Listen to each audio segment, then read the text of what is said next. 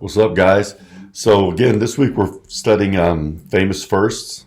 We did Neil Armstrong was the first person to walk on the moon, so that was cool.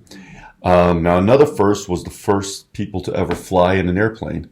I'm going to give you guys a couple seconds. Tell me if you can guess who they were. I bet you most of you will get this right. Get it right, brothers and sisters.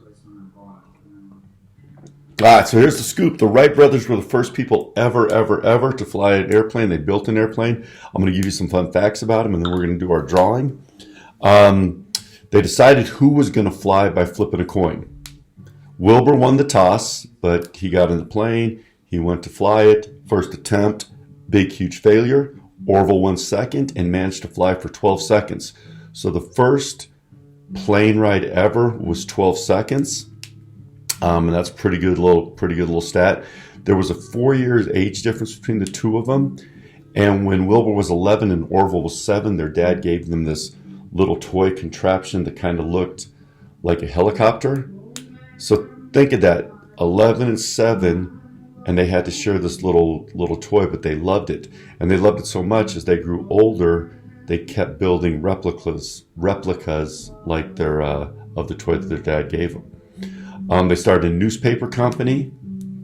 They never went to college, and in fact, they never ever graduated high school, which is also crazy. I'm going to read you a few things right now. On December 17th, 1903, the brothers successfully launched the world's first airplane. They called it the Wright Flyer 1. And it's the same model, obviously not exactly, but the same idea that airplanes use today. It cost about $1,000 to make.